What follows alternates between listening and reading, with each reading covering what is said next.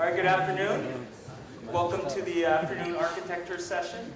I first wanted to start off with an apology. Andrea Banino, he had an accident in London. He fell on his head, so he sends his regrets, and he is, his physicians told him that he wasn't able to travel here today. So at some urging, I've been convinced to give a substitute talk in his place, so I have to apologize if you're expecting to hear Andrea's talk right now. My name's Dan Lee. I wanted to tell you a little bit about some work in machine learning and robotics, and then talk a little bit about both what's being done currently in the robotics field today, as well as kind of maybe what insights we can learn from some of the machine learning theory. But before I begin, I just wanted to make sure to acknowledge my collaborators on the theoretical part of this talk. This is Chaim Sampolinsky and his group, Su-Young Chung, who's now at MIT and Columbia, as well as Uri Cohen, who's here at Hebrew University. If you want any additional details about some of the theoretical work, there's a couple papers that came out this past year that you can take a look at. So this afternoon, what I wanted to do was just start off with a little bit of motivation from the robotics area. And then I want to focus on the kind of central problem of how we deal with invariances in AI and in perception. And from that, that's going to motivate a discussion of how we can think about the issue of manifolds and perceptual data, and then to introduce kind of a measure of the capacity of a neural network to be able to classify these manifolds. And then this leads to some new tools to be able to do a geometrical analysis of deep networks. And hopefully we have some time to discuss some of the implications and future directions from this body of work. So let's begin by talking a little bit about kind of a standard type of robotics problem. It's an issue of being able to say build a robot that can do autonomous driving. Yael had talked about this before lunch. Here's an example of a car that we put together. This is back in 2007 for the DARPA Urban Challenge. And basically, you just take a regular car and you put a bunch of sensors on it, and you have some computers in the back, and then you instrument the car so that you can do kind of electrically actuate the steering, the brake pedal, the gas pedal, and these are the ways you just basically put the hardware together. But what's more key about being able to put together a system that can drive itself is really kind of, right now, the way we build these systems is really a lot of human engineering in terms of the modules that we put together for the software architecture. So the way you architect this kind of system is, you have your input sensors. Then from these sensors, you're going to have some modules that do some basic operations, such as doing some object segmentation, detection. You have some state estimator, localization within a map. Then you'll actually then try to map your surrounding environment using static obstacles, dynamic obstacles. Then you go up to a higher level type of state machines that determine some sort of decisions. You then have some sort of motion planners that do navigation. From there, you'll then calculate some sort of trajectories. Those trajectories then are fed down to some more local motor controllers, which are then sent down to your actuators. Right? So if you want to build an autonomous vehicle, the way we currently do it, and I think most of the autonomous vehicle work today is following this kind of architecture, is to think carefully about these modules and to build these using some set of parameters. Maybe internally you have some simple machine learn modules, and then put this together. And if you do this in the correct fashion, you can get interesting behavior. Right? So this is a kind of an example coming from our vehicle. This is during the Urban Challenge. It's a completely autonomous course. Maybe can we turn down the sound from the computer? Is that possible? Is it right here? Mute? It doesn't allow me to do it.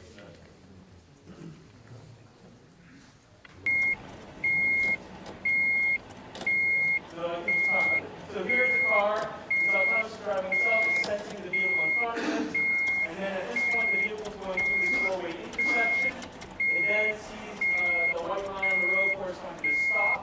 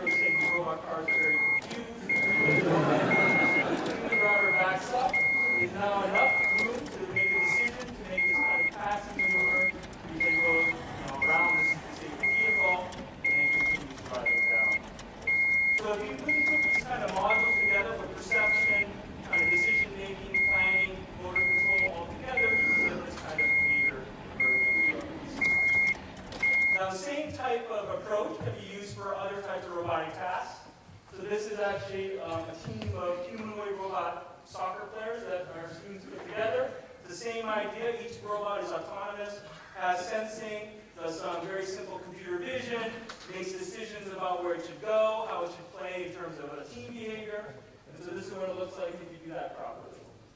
So this is small robots, our robots, larger robots.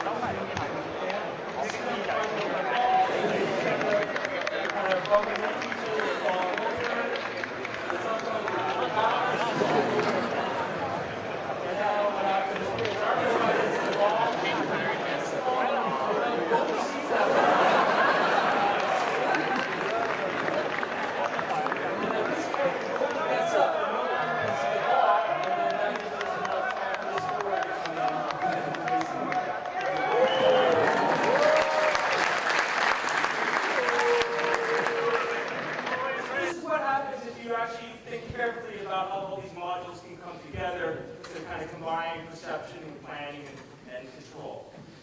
Now, this is kind of a current technology.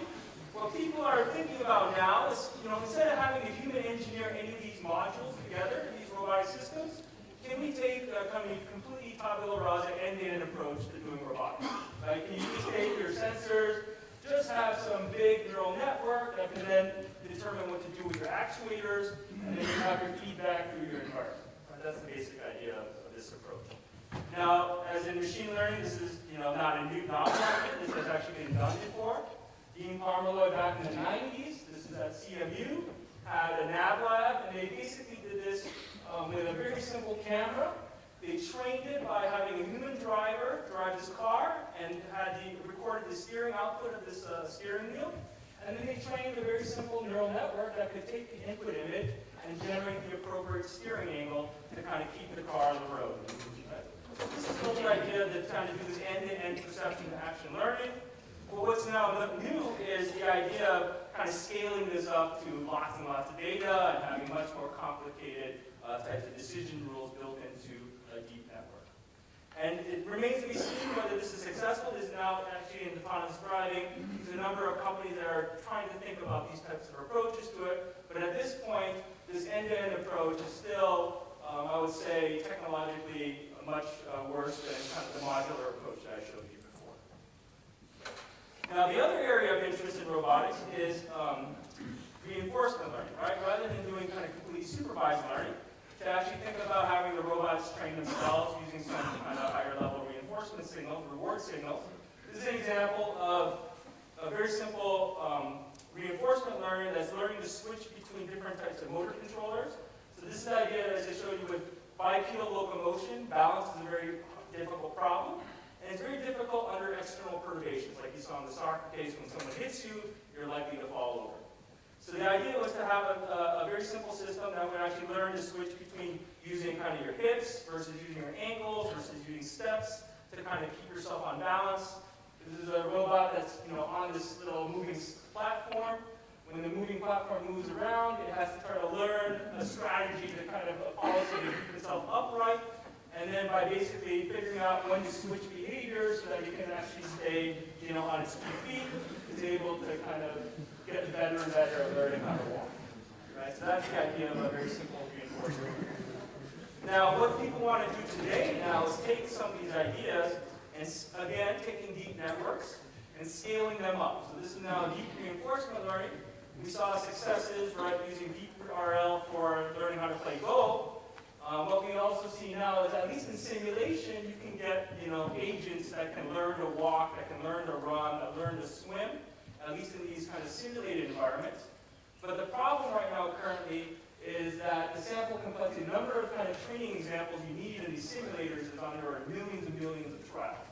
And so you can learn in simulation, but when you try to actually take this policy that you learned and put it onto a real robot, what we're seeing is that the gap, the difference between what you see in the simulator and what reality is, right? You don't quite get all the friction coefficients properly done.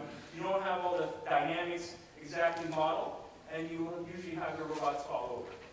So, it's still an open research question, is how to take some of these ideas from deep reinforcement learning, and try to close some of this gap between what we're seeing in the simulators and what we can actually do on the real robots. Why is the deep reinforcement learning simulated and not reinforcement learning just means that you're going to either use a deep neural network to basically model the policy, right, the state to action, or sometimes you use a deep reinforcement learning, deep network to model the Q function, or the value function. So both in combination. Okay, so now I want to talk a little bit about some of the fundamental problems still with deep networks and trying to understand some of these issues. As we heard, I think Yael mentioned before, when you're talking about the physical world, right, if you think about the state space that you're in, it's an enormous state space. And so you need to be able to think about and reason about kind of invariances, right? What are kind of equivalent things that you don't need to be selective about and that you can generalize? And this is a central problem in artificial intelligence, right? How to think about invariances. And the way that we approached it theoretically is to think in terms of, say, on the perception side, just to keep it simple, is in terms of manifolds. So here's the basic idea, right? You have, say, an object, and you're trying to recognize this object, but the instantiation of this object as, say, an image on your sensors depends upon some physical parameters, such as, say, the angle of this dog's head. And what you then have then is, for a particular orientation of the dog's head, you have a particular image. Now, what happens when you rotate this image is that the kind of, the input representation coming into your sensors is going to modulate according to this rotation. And so you'll get, for the single image, for the single object, you'll actually have several different instantiations according to the orientation of the head. This also occurs with other physical parameters, such as scale. Right? So if you think about kind of all possible orientations and scale, you can imagine that the kind of input representation that you have of this image will depend upon those parameters. And now instead of having a single input image, you have what we call this perceptual manifold that represents this, a dog. Now the problem is that other objects will also have manifolds. So for instance, this particular cat with the different orientations and scale of this cat will have another manifold representing kind of all the variability of this cat. So the idea is machine learning really has to figure out how to be kind of generalized within a manifold. That has to realize that this is the same object, but then also has to be selective across between the different manifolds. And this is really the central problem. How do you build a system that can do kind of both, right? That you can actually discriminate between these manifolds, but then we'll realize that everything within a manifold is the same object. So the idea of using manifolds to try to understand, this issue of invariance is also not new. In machine learning, there's been a lot of work on, for instance, trying to discover the structure of a manifold just from sample data on these manifolds. This is the area of manifold learning, right? Basically, from sample data, discovering the underlying smooth structure of a manifold.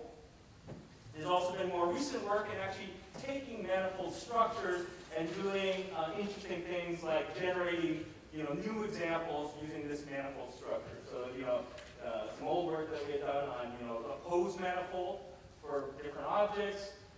There's interesting work on trying to align manifolds of images with manifolds of, language, and trying to say that the alignment gives you this kind of captioning ability. Other examples of aligning manifolds is to be able to kind of redraw pictures of different styles, using the style manifold of a particular person. So this is an interesting idea, is how do we understand kind of what the structure is, and then what implications that has in kind of how we think about machine learning systems. Now we also heard that, in biology, that there's a nice manifold hypothesis in the role of manifold structures in the brain. This goes back to Jim DiCarlo and David Cox's work, where kind of the idea is that, an input representation of, say, a particular object with all the different pose and lighting and, kind of background invariances built in, will have some very complex manifold structure coming into, say, the retina layer for vision. And then as this kind of signal progresses through the various layers of the brain, in V1, V2, V4, all the way up to the inferior temporal cortex, that somehow the structure of the manifold is being reformatted so that at the higher areas of the brain, it's much easier to, say, read out kind of the object identities as opposed to being conflated by some of these pose parameters. Right? So that's the basic idea, that, how can we think about these manifold structures and what implications they have on on the different parts of the representation, and what we can say then about what we can do with these manifolds when we want to read out, say, some property of the object or discriminate between objects. So this leads us to the question of, well, look, we have a manifold. What properties of the geometry are relevant for machine learning? Right? I mean, we could have these kind of crumpled manifolds, we might have flatter manifolds, we might have smaller manifolds, we might have big manifolds. What is the important statistical properties of the geometry that are going to be relevant for being able to use these representations in say, a deep network? Okay, so that's the basic question that we were looking at in the theory. And to start with that, right, we wanted to kind of have a kind of grounded way of thinking about this problem. And so we're looking at some notion of capacity, information capacity of a manifold. And before we do that, though, I just wanted to kind of remind you what's been known in machine learning about capacity for not manifolds first, but just the standard set of points. How do you understand the capacity of a neural network to process a set of points? And this goes back to the simple idea of linear separability.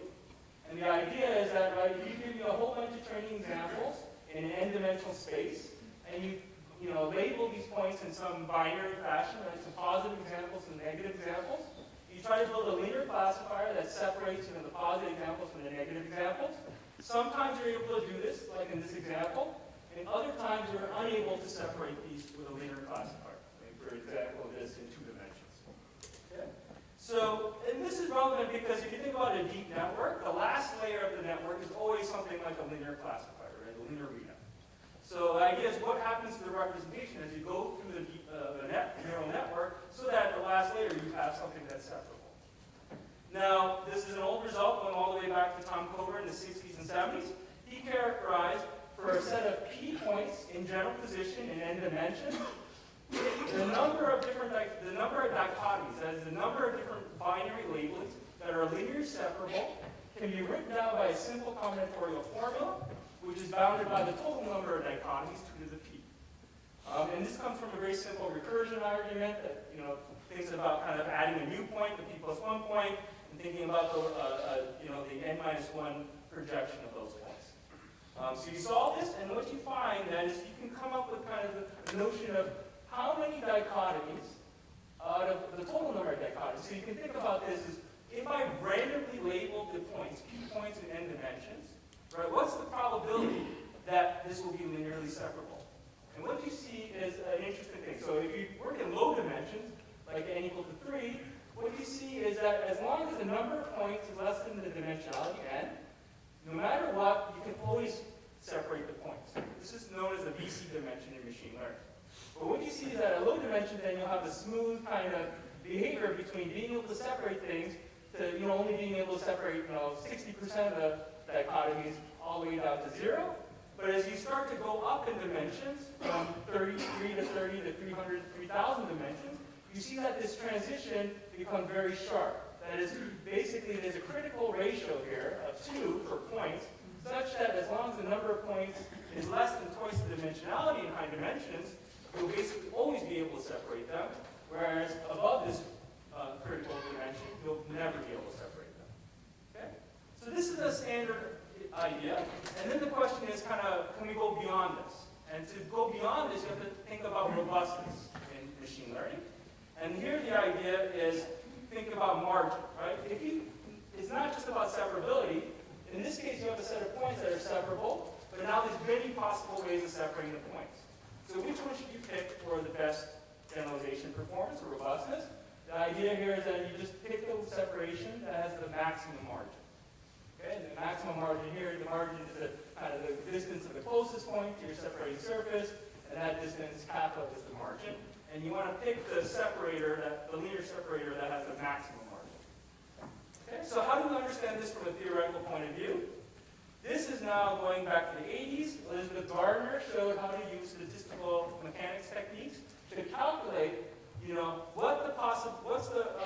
how we characterize the capacity as a function of the margin that we want. And here she showed kind of how to calculate the volume of the different hyperplanes, the volume of hypothesis space, given a margin constraint. And she showed how to compute the volume of this hypothesis space that obeys the margin constraints. And I learned everything about statistical mechanics from Heim. He showed me how to use the Replica trick here to calculate this. The log volume is the appropriate thing to calculate. And here what you see is some of Elizabeth Gardner's results, right? So the critical ratio, the number of points to the dimensionality of the system, as a function of the margin that you want, has a separation where as long as the ratio is below this line, then you can separate the points with that margin. And above here, you can't separate the points with that margin. And you can also then, from this theory, show, kind of which points are actually on the margin, these are known as the support vectors, and which points are not on the margin, which are interior. So you can actually, from the theory, calculate kind of the ratio of the interior points to the support vectors. And this is actually, pre-2012, was kind of the theoretical kind of foundation for the idea of support vector machines, right? You take your points, they might not be separable in the low dimensional space. You then go up, you project these up non-linearly to a higher dimensional space. You have the capacity there is larger to the number of points you can classify. And then you use the maximum margin solution in the higher dimensional space to get good generalization performance. Okay, so that's been kind of the old theory. Now what we wanted to do was extend this from points to manifolds. Right? And so here again the idea is, instead of having a set of points, we have a set of, say, positively labeled manifolds, and we have a set of negatively labeled manifolds. Now, what's the standard way of handling this problem in conventional machine learning today? The way we handle this is basically forget the two manifold structures and just sample points from these manifolds and then use a lot of points. Right? That's kind of the standard data augmentation trick that's being used in machine learning, is not to ignore the manifold structure and just being able to kind of use lots and lots of points sampled from the manifold. But let's think about what the geometrical implications are of these manifolds. So we have the way we define theoretically what the manifolds are. Each manifold lies in some sort of random affine space, and the shape of this manifold is described by these coordinates S that describe the shape of this manifold within that affine space. And then what we've shown here is that we can now write down the critical number of manifolds, that is again the capacity. The critical number of manifolds can be written in terms of the geometry of that shape. Right? It's an expectation value or a Gaussian random variable, and given that it is a minimization constraints. And this tells you exactly kind of for different shapes of manifolds, exactly how many of these manifolds can you classify with a certain margin. Okay? And so what this analysis shows is that for a general manifold, what we can do is kind of have a sufficient statistic that describes how we can understand the capacity for a neural network to separate these manifolds. Okay. The way we do this is kind of every manifold can be kind of summarized. The sufficient statistics can be summarized in terms of some effective radius and effective dimensionality. Each manifold can then be kind of roughly described by the same kind of equivalent ball with that radius and dimensionality. And what we see here is kind of that the ratio, the product of the radius times the square root of the dimensionality is kind of the relevant quantity. When this is order 1, then we'll have kind of good capacity. When this ratio goes, when this product goes up, then the capacity drops off. Yep. So I'm saying that a general manifold can be kind of summarized by two statistics, a radius and dimension that I haven't shown you how to calculate, but you have explicit formulas for. And the behavior as in terms of classification is basically equivalent to a ball with this dimension and with this radius. So just to show you kind of what happens, this is kind of if I use L1 manifolds in 2 dimensions. If you classify a set of these guys, you'll have a classifier, say, with a certain margin, and you now actually have a generalization of support vectors. Right? Before we had it with just points, you sometimes have points on the margin and sometimes points off the margin. With manifolds, you can actually get a whole zoo of different types of support manifolds. Right? So some manifolds are interior, that is, they don't touch at all the support plane. But sometimes they're fully embedded, sometimes they're touching at a single vertex, and sometimes they're touching at an edge. Right? So you can get kind of a whole generalization of the different types of support manifolds that are relevant to the problem. So what we wanted to then do next was take some of this theory and motivate this in terms of trying to analyze analyze the performance of a deep network, right? And we use some of these statistical quantities that we define to try to understand what happens to the representation as you go through a deep network. So here's the idea, right? So there's a couple different deep network architectures that we can look at. So for example, AlexNet, an older deep network, or ResNet, some of the newer networks. So Uri and Suyun have been playing around with these different architectures. And what they've done is also taken a look at different input manifolds. So given these different architectures, they've taken in different examples of manifolds, data manifolds. So one example of a data manifold is kind of taking an image and doing some sort of affine warp to the image so that you have some very nonlinear manifold due to this affine warping of the pixel space. Right? So that's kind of an example of some sort of pose, translation, rotation, invariance that you want to be invariant to. Another example of an input manifold is kind of more data-driven, right? So for instance, you could take ImageNet and take all the images of a husky, this particular dog, and think about kind of the points, this point cloud of all the realizations that you have of this husky as kind of a husky manifold. And then this is kind of then fed into the input of the neural network, and you want to then see what happens to the statistics of this point cloud as it progresses through this deep neural network. Okay, or you could take another class like this. So for the purposes of linear separation, the only property that matters is the convex hull of this manifold. Okay, so the idea is to analyze some of these different data sets. Here is kind of, this is the case of taking ImageNet, using the point clouds as the manifolds, and looking at taking this these point cloud manifolds and putting them through, say, AlexNet, putting them through VGG or ResNet here, and looking at this kind of critical capacity measure that we have. And what you see is kind of at the beginning, at the input stage, these input manifolds are essentially, there's no kind of structure to the manifold that you see in terms of the capacity, right? They're essentially equivalent to randomly labeled points. But what you see is that as these manifolds progress through the deep network, that the capacity generally goes up, and sometimes dramatically goes up near the last layers of this deep network. And so what you can then do is use this kind of capacity measure to compare kind of what the progress of the representation is in terms of the classification ability. And you can actually even compare between different networks. So for instance, kind of the best generalization error typically is on these newer ResNets compared to the older AlexNets. And you can see that reflected in this capacity measure, just calculating on these manifolds directly. Okay. So if you confirm a ResNet, would you see that it goes up just at the end, or the same layer? So in this case, I think for the point cloud manifolds, we're seeing most of the capacity increase toward the end. But then for some of the affine warping, we're seeing that actually geared more toward the beginning of the network. So it depends upon the actual structure of the manifold.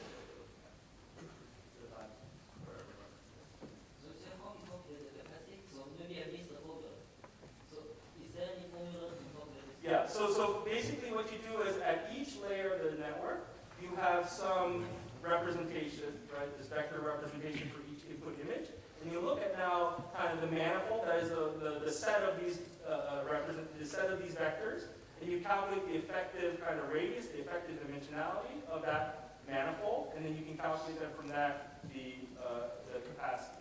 So if you do this for each category, It's averaged over, I think, the object classes here in this case, and then we can read out how well we'll be able to separate. So normally we said that after the layers go deeper, the dimensionality of the things goes up. It's a each is called rotation like compressed. Here it's like if you have higher capacity, the dimensionality should go up. No. The capacity means kind of you can classify more manifolds. So basically, the smaller and the kind of flatter the manifolds are, then the more you can classify. So just wait 1 second, I'll show you. All right, so this is the capacity. But as I said, you can kind of break down that capacity result into these two equivalent parameters. Two parameters. One is the radius, and one is the dimensionality of the kind of effective dimensionality. And what you see here is that when you look, at the radius, there's a slight decrease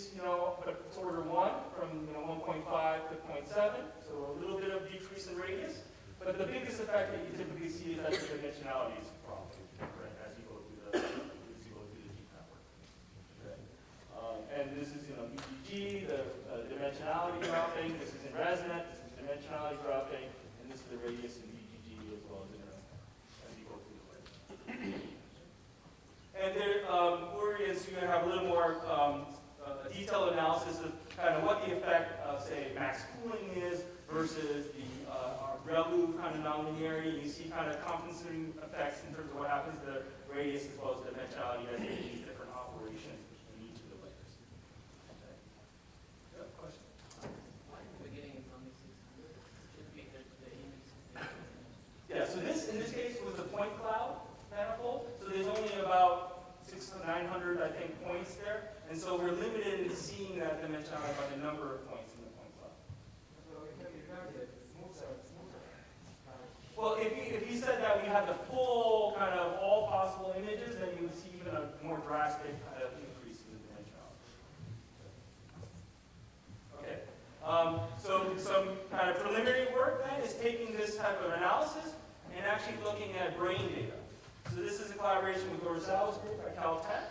And what she's measured is kind of the responses of neurons in different areas of IT, in this case, 3 different areas. And here they've, basically taken responses of picked images of human faces, but the manifold here is kind of different 3-dimensional views of this human face. Now, the similar issue here is that we don't have the full manifold in terms of all possible views. We just have, I think, 8 views of each face. And so we're limited in terms of the number of points that we've seen on the manifold.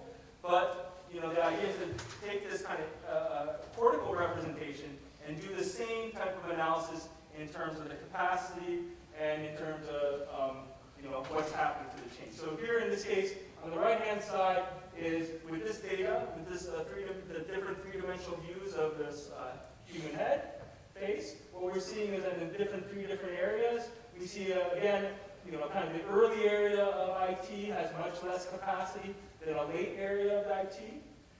And you see this dramatic kind of rise in the capacity. And this is a comparison, again, to if you take the same images and you feed them through a pre-trained VGG kind of network. And what you see, again, is kind of the increase in capacity. And here you could try to make some arguments about, that is some sort of relationship between the representations at later areas with later layers of this VGG network as well. So this is kind of does not rely upon trying to do some sort of linear map between actual neuronal representations to activities of the neural network. We're here characterizing, the different layers and comparing them to the different representations according to these kind of geometrical properties that we can directly measure from that activity. Okay, so the kind of issue here then is, why do we want to do this? I think, one nice thing about this type of theory is that we may be able to get to some sort of theoretical types of guarantees on generalization performance. We know from the support vector machine that margin was a very critical parameter in terms of analyzing the robustness of those networks. Here we're saying, looking at kind of how the margin depends upon the different kind of geometrical properties of representation is an interesting question. We can also look at kind of how this scales with sample complexity, right? That if I sample the manifold rather than having the full manifold, what kind of generalization performance that we'll get if we try to classify these sampled manifolds.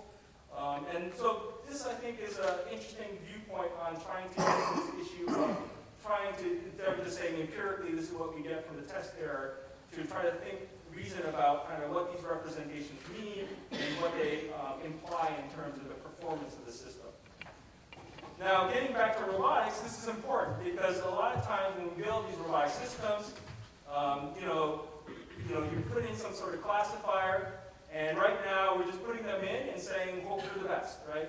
Maybe they had good performance on our training set, but we don't know what actually happens in real life. So, for instance, this is some work using state estimation and quad rotor control. So what you have here is that you're trying to estimate the state and you're trying to estimate the positions of some obstacles. And if you do, if you have some sort of errors in terms of the estimation, then what you can get is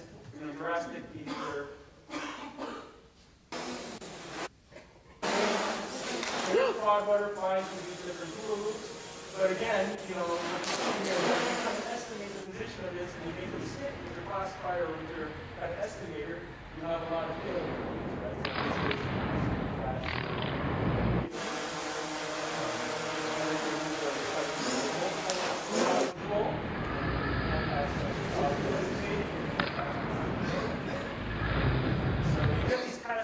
Kinds of failure modes, especially in robotics, if you don't, deal with this properly.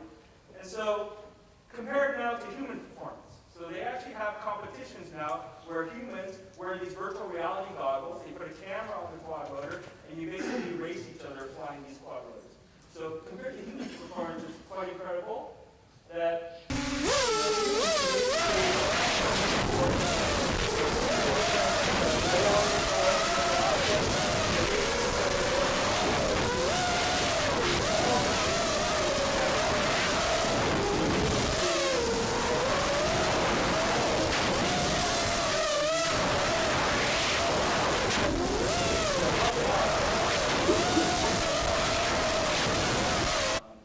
As I showed you, real robots have lots of failure modes. This is actually allocation from the Gardner Robotics Challenge a couple of years ago. Right? Again, all the different problems with motor control. Right? In terms of this is punching nuns for a robot trying to get to the doorway. This is another robot trying to walk across the bubble pile. Again, trying to estimate the different positions and the different terrain. And here's again some systematic failures that you see. This is again just trying to take that first step. A Japanese robot trying to grab the door handle. This is another robot trying to climb the stairs. Here's another example of a robot trying to walk sideways to the door because it different ways. You call it sideways. Another case of trying to do this valve, trying to turn the valve. This is an interesting example. This robot's trying to turn the valve. It's grabbing empty air, so when it torques the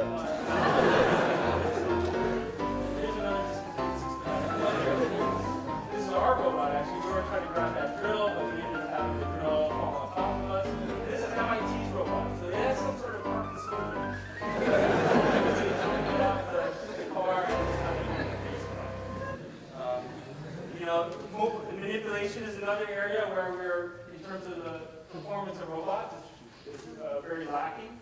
It's, just being able to do kind of figuring out how to grab things through the planning, arm planning, being able to move the motor control. We're still kind of orders of magnitude behind human performance. So here's an example of cup stacking. We actually have kind of competitions for kids doing this in the US. And here you can see just, again, vision-based and haptic feedback. This is real-time performance of this 12-year-old boy in terms of stacking these cups and putting them away. This is, again, order of magnitude far better than what we can build right now with robotic systems. So that's all I wanted to say. Just to summarize, talking about invariances and AI in the brain. We talked a little bit about the role of theory and trying to understand the neural network capacity for classifying these perceptual manifolds. Some analysis of performance bounds for deep networks that we're seeing. And hopefully this will lead to better applications in more efficient training, validation, and performance. Thank you very much.